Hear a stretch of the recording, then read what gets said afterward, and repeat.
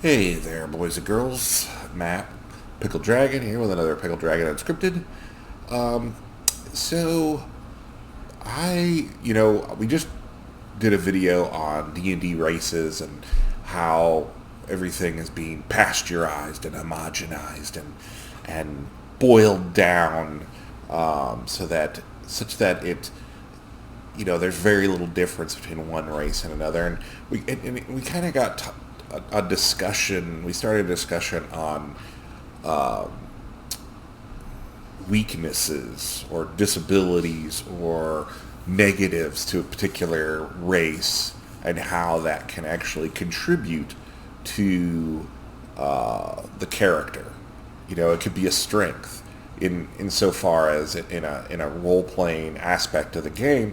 If you are slower or weaker or whatever, that is actually makes that character even that much more unique.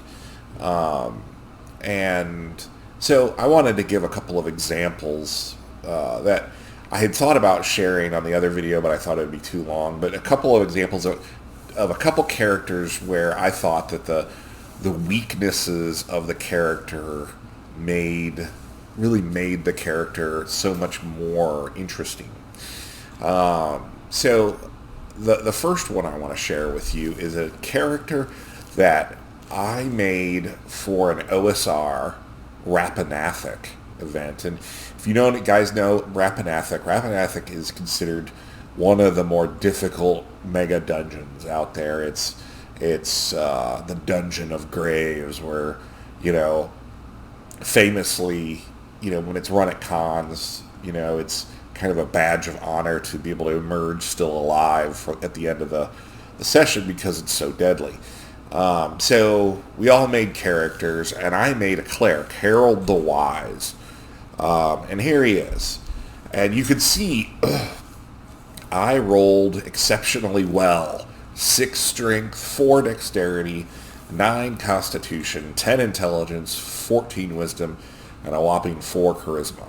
So he was not likable at all, not a gregarious, interesting sort of person, extraordinarily clumsy, and of course that means I had to equip him with a crossbow, which meant that everyone in the adventure, they refused while he would hold the crossbow to walk ahead of him. They were always like, no, I'm not going to go out there with Harold the Wise wielding a heavy crossbow at my back. But what's interesting about this character, he is like the least athletic adventurer ever. But with that 14 wisdom, he was able to keep the party alive. And we had a lot of fun and a lot of hilarity doing it because he was such a terrible athlete. But I'm proud to say that he was one of 2 characters to emerge from Rappanathic alive. The other one lost an eye when he tried to look in a hole and a centipede started chewing out his eyeball. And Harold the Wise, he made it out, although he was stark naked. He had been ambushed by brigands, and they took everything he owned, including his skivvies. So he had that going for him. Now, on a little bit more serious note, let me share another one with you. This was actually my wife's character. Joe Mai was his name. And he was a Warforged. Let me see if I can zoom in a little bit here.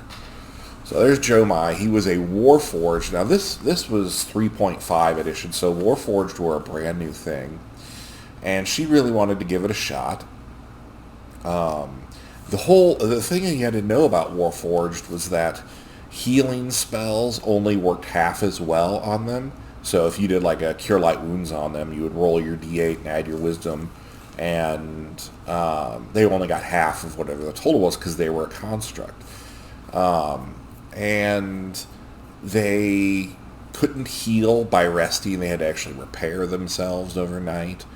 And there was kind of a general sense of, if you think of like Data, Lieutenant Commander Data from Star Trek: The Next Generation, this search for humanity, like and connection. And so when she wanted to try this Warforged, she immediately wanted to try a cleric, and to have this backstory of, you know, of a Warforged, a construct in search of the meaning of life, if you will. Now it's interesting because if you look at the stats, obviously they're not bad stats. The charisma, the Warforged had in third edition a big negative to charisma.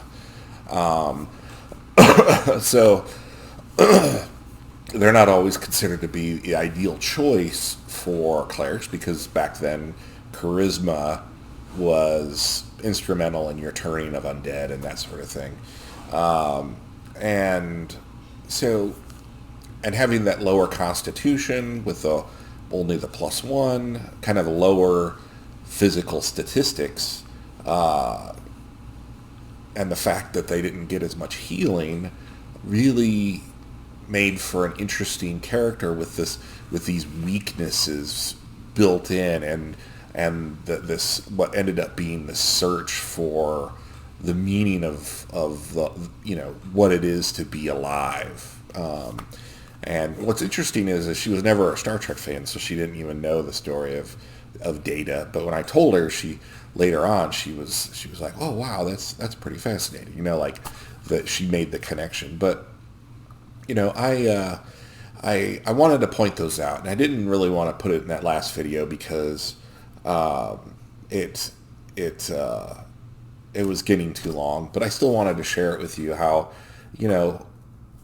the weaknesses, the personal battles that we have to fight can often make a character much more interesting, much more fun. In the case of Harold the Wise, it was 5 hours of constant laughing, and we all had a great time. And in the case of Jomai, it made for an interesting story with a campaign that lasted 3 years. So it was a lot of fun.